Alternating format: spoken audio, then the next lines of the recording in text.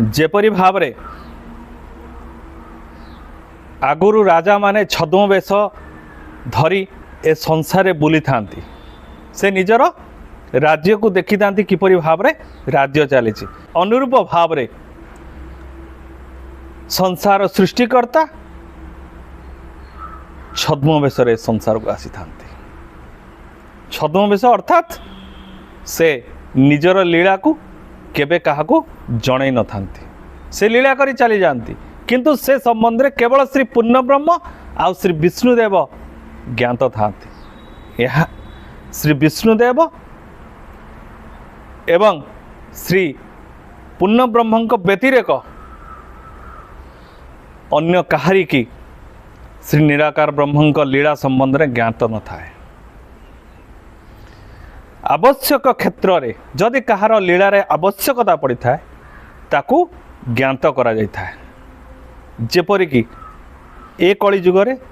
श्री अच्युत को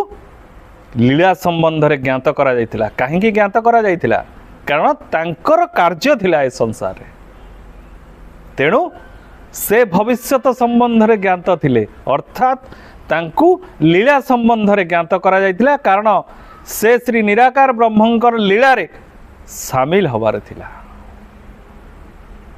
तेणु तांको ज्ञात करा जायतिला ए समाज रे प्रकृत स्थिति संबंध रे केवल गोटे सूक्ष्म सत्ता ज्ञात थांती से होचंती श्री पूर्ण ब्रह्म आउ श्री विष्णुदेव यह व्यतिरेक भविष्यत संबंध रे ए संसार के ज्ञात हो परिबे नाही